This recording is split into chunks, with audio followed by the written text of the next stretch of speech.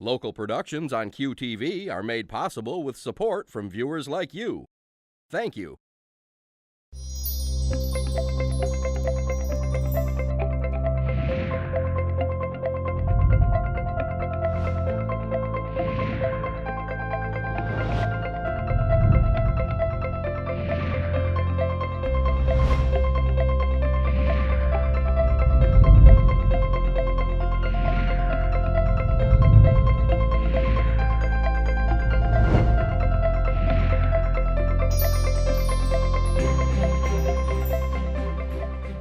Hello everyone. Welcome to Junia Doan's The Spark. I'm Junia Doan, and thank you for joining us. Today I'm talking with former television anchor, Emmy Award winner, and poet Rolland G. Smith on his new adventure writing and anchoring documentaries. Rolland, so what I'm thinking about is you have written on all aspects of news, documentaries and other kinds of things, but also poetry. How did writing poetry change your worldview? I think I should tell you why I started to write poetry first, if that's okay. Please. My son, at 25 years of age, was diagnosed with brain cancer. That's a blow. And it was severe enough that we knew from the pathology that he probably only had about 5 years to live. And I said to my wife one day, you know what, I need to think of a way that I can accelerate the teachings that a father would do for a son in those 5 years if we were to have a full lifetime together. So I said, I'm going to take some time, and I took some time off work, and I drove, we were living in San Diego at the time, and I drove up the coast. And every time I could pull over, I would do so and go sit on a rock somewhere looking out over the Pacific Ocean. And as a journalist, I always carried a pad with me and a pencil. So I started jotting down my thoughts as I was sitting there looking out over the water. And I'd get back to the car and I would read what I had written, and there in almost perfect iambic pentameter was a poem. This happened every single time that I would stop. So once the muse is opened in the Spirit cannot stop writing. The Spirit uses my body, my mind, my consciousness to create the essence of truths that I was feeling, seeing, and creating the answers that I needed to have to help my son. That's how I began poetry. I got back to my office, and then my wife and I were invited to a very formal black tie New Year's Eve party in Tucson, Arizona. So it's an easy drive. It's a 3 or 4 hour drive. My host, a very wealthy man, hosting probably 30 people for New Year's Eve dinner, said to me at the dinner table, "What have you been doing lately?" And I said, "I've been writing some poetry." He says, "Oh, that's interesting. Do you have any with you?" And I did in my briefcase back at the office, or back at the bedroom. And he said, "Would you share it with the group?" So I went back to the room, got a couple of poems, and read them. And he looked at me and he said, "I'd like to publish." I said, "Publish?" He says, "Yes, I own a publishing company." Well, I said, "You know what? I don't have enough poems." He says, "You call me when you have enough poems." About 2 months later, I called him. I had 120 poems, finished, different styles. And so basically 8 or 9 months from the day I wrote the first poem, the book was on the stands. Incredible. Well, I would do a book tour and talk to young writers groups, and they would say, "Well, you can't do that." I said, "Well, I didn't know you couldn't do that. If the universe wants it to happen, it's going to happen." Amplify what you were talking about when you said the Spirit. when the spirit breaks through, and you are the conduit in a sense. We are divided into three entities: body, mind, spirit. The spirit controls the mind. The mind controls the body. Consciousness is part of the spirit, not necessarily the mind, the brain, from my perspective, and from my studies of esoteric things throughout my life, that spirit is part of the universe. You and I are one in spirit. You and I are one with every single individual on this planet. We are one. It always surprises me that people say that, well, we're different, and that's a separateness. And I say that we are not different. We are one. The diversity within the oneness is the miracle. Mm-hmm. And if you had not had this really horrible experience with your son, and had you not decided to go out and teach him, and had you not decided to sit down and write, how would you have discovered spirit? Well, I already had. You had? Oh, yes. I think I was 9 or 10 when I realized that the dogma that I was being preached at by my parents and by church was not fulfilling enough, and did not answer the questions that I already knew in my heart. And so how did you find answers to those questions in your heart? By going within, by meditating, by practicing the use of the power from within. That's all within. It's within. Everybody has it. Not a single person, even the people you don't like, the people you hate, the people who have done you wrong, they are part and parcel with you. At some point, there's a balance. There's no judgment, as far as I'm concerned, when you get to the other side. Right. There's only consequence. Amplify. What does that mean, only consequence? Well, Gilbran, the great poet, Right. Said that the murdered is not without responsibility for their murder. I think what he was saying is that a lot of this stuff is planned out before we ever get. It's not predestined, because this is the only planet, from my perspective, of choice. When Jesus said at one time, "In my Father's house there are many mansions," what he was saying to the followers at that time was, the way they could understand was that beyond this existence, this time, this space, there's so much more. This is the illusion. So say a little bit about more between predetermined, or say fate. Yes. And Well, I don't think there's anything as fate. I think there's choice. There's always constant choice. okay. It's not. Is it predestined? Were you predestined to marry? Were you? I'm assuming you're married. I'm a widow, but yes, Okay, I don't know. I actually do believe in free choice. I feel you should be. And I'm a widower, so it's okay. From my belief systems, the way I've developed it, it is only it is a choice. And you can choose to do good. You can choose to be a mean son of a gun. You can choose to take the road less traveled, or follow the pack. In your philosophy, what makes a person choose the dark side or the light side? To be mean or to be great or generous in the moment? Well, I think that when we were on the other side, before we were ever born, possibilities were presented to us, and so we could always make that choice when the possibility to steal something, or to help someone.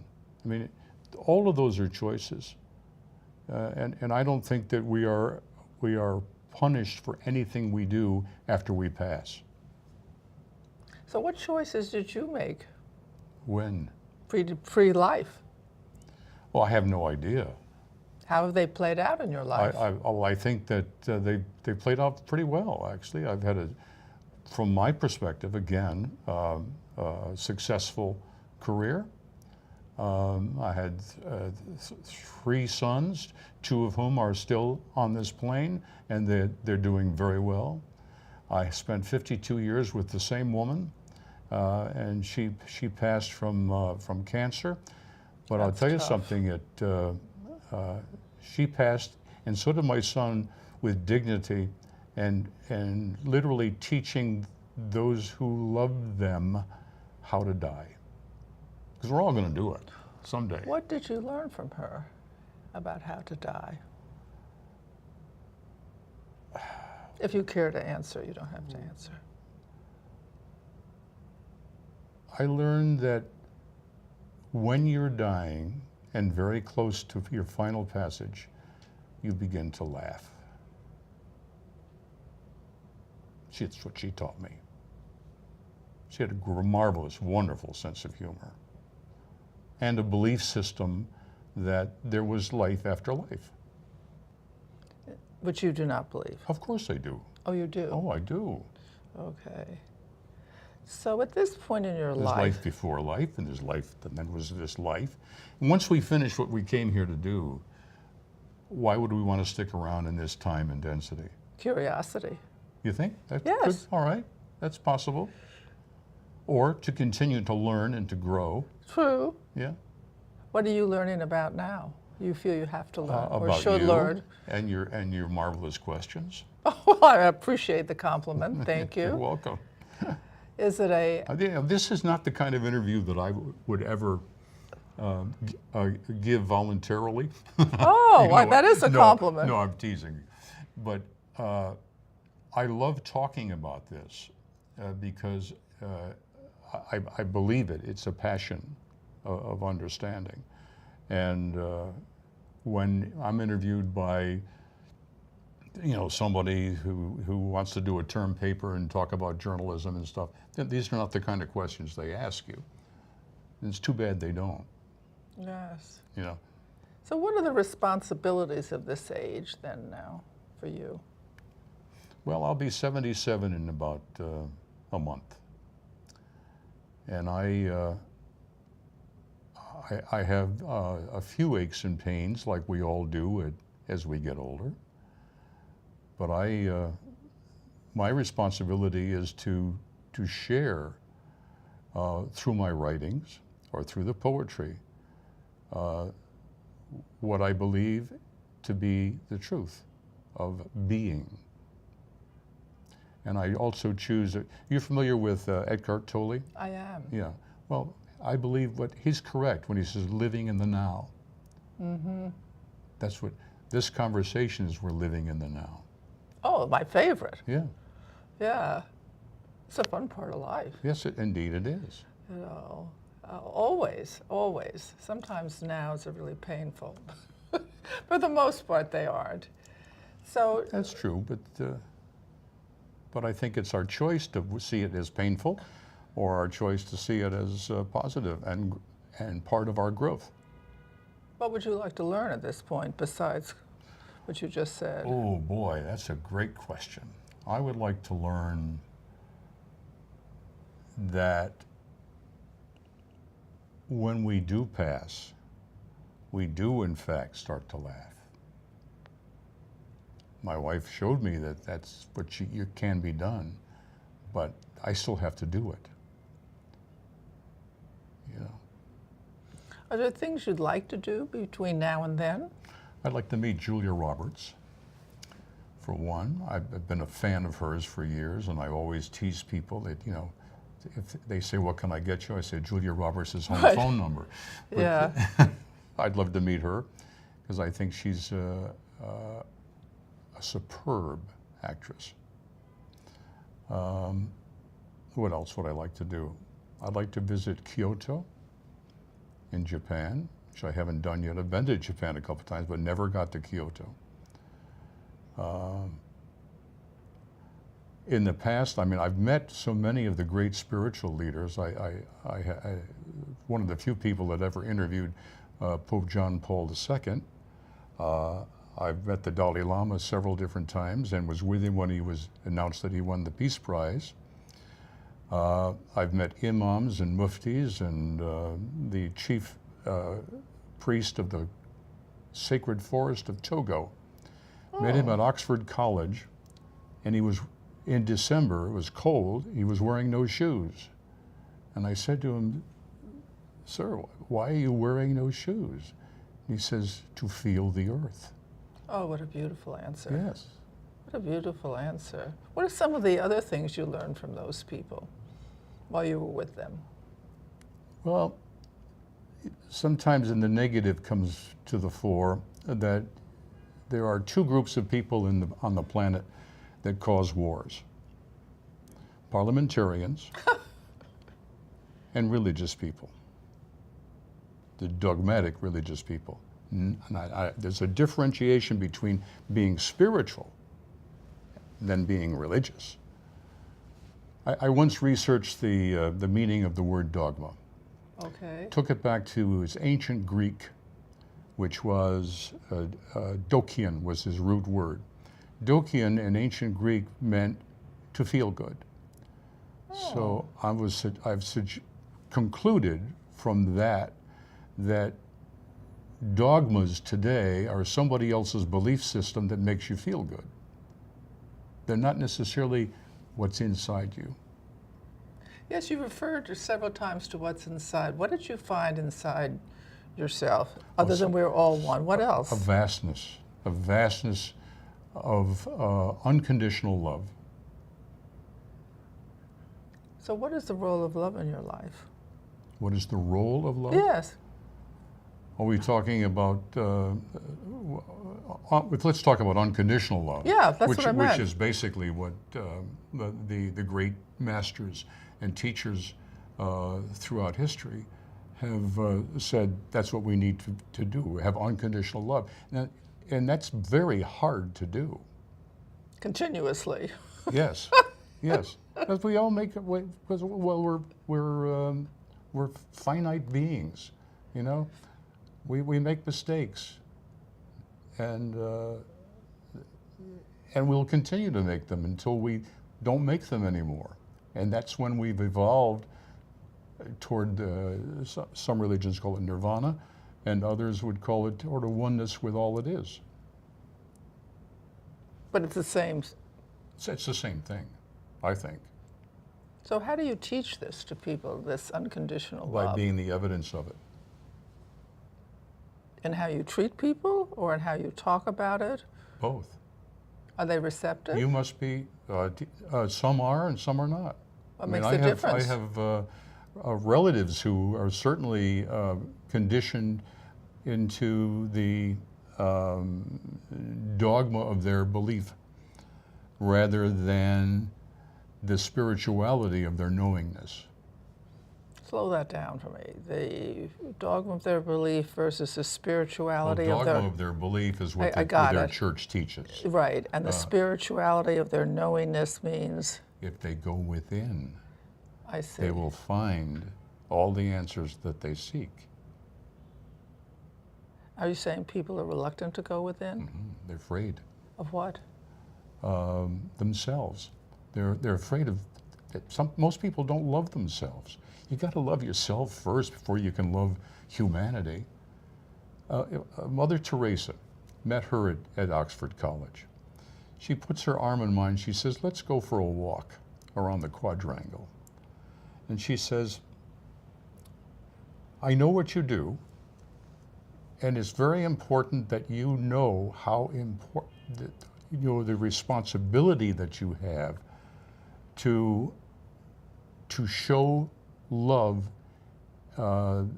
within the media today so that people can learn that it's possible." And I said, "Well, I don't know if I can do that, Mother, because this is a newscast." And she says, "Well, here's my phone number. Why don't you call me every month so I can remind you of your responsibility, and perhaps offer some guidance as to how to. What a clever woman. Yes, she is. Well, she's more than clever. Right.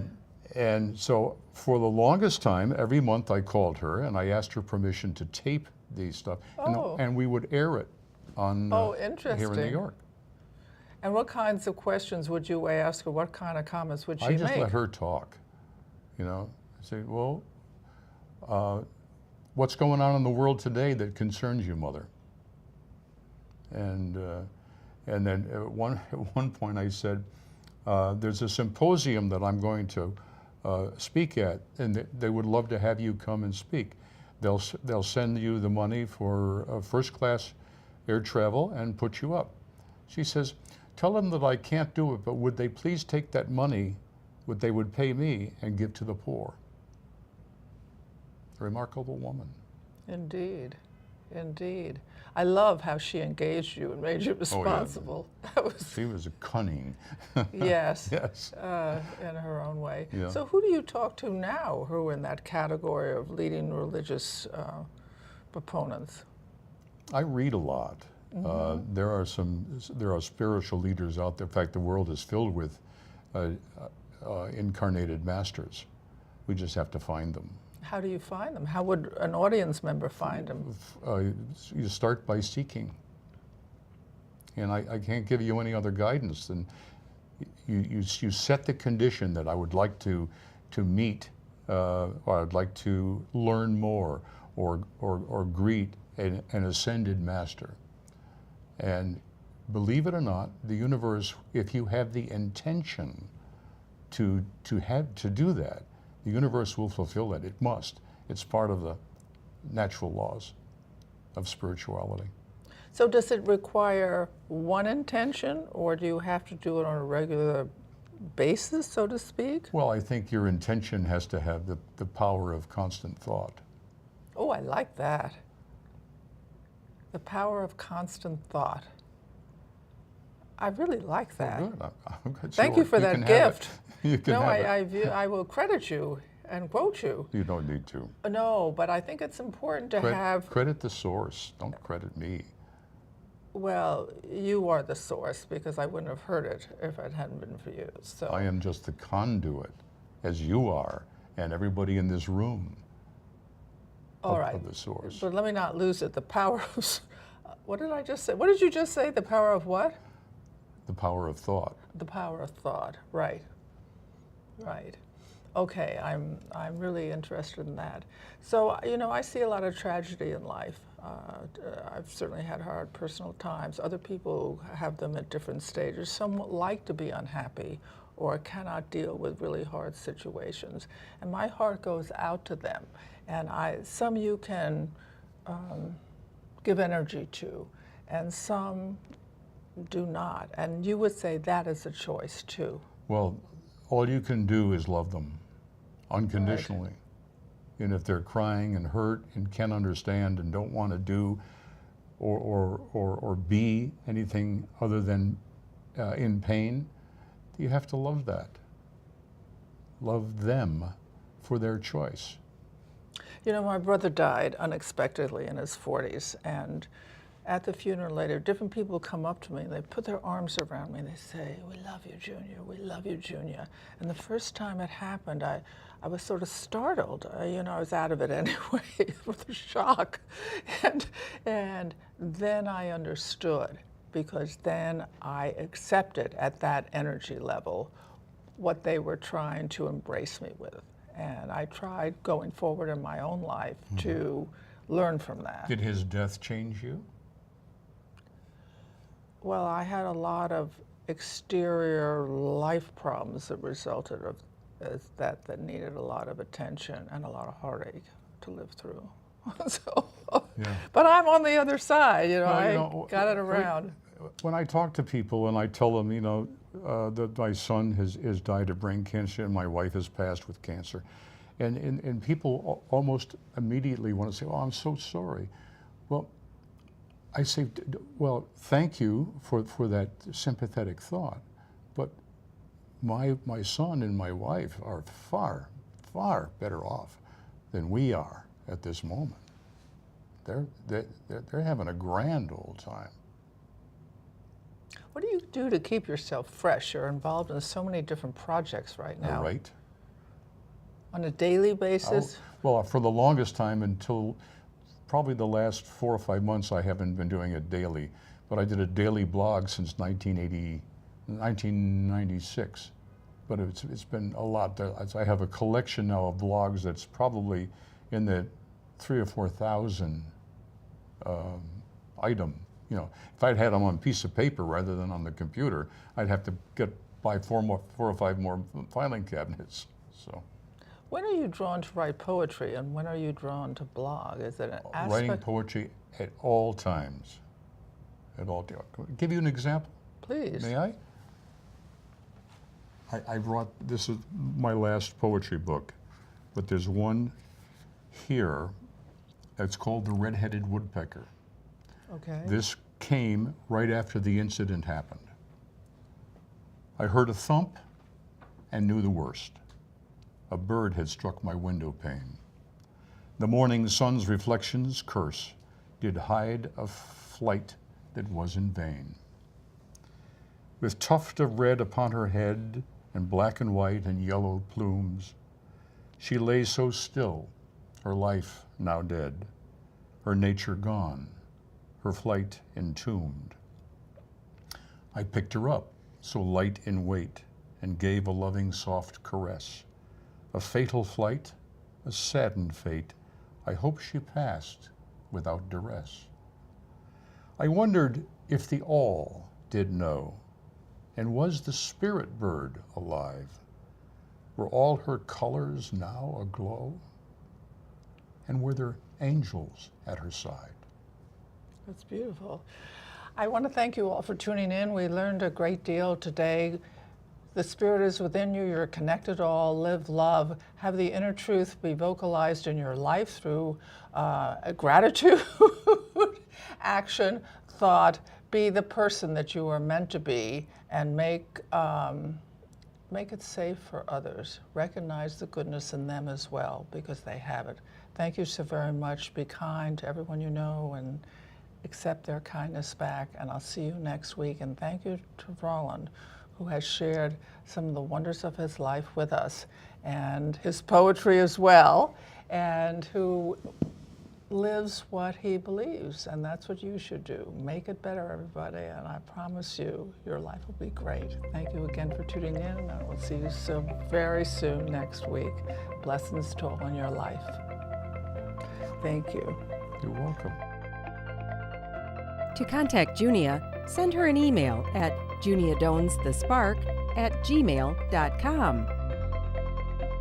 For more information, program schedules, and news about future guests, go to www.juniadownthespark.com.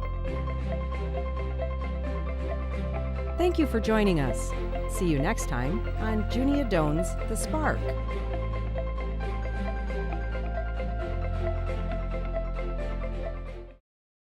Local productions on QTV are made possible with support from viewers like you. Thank you.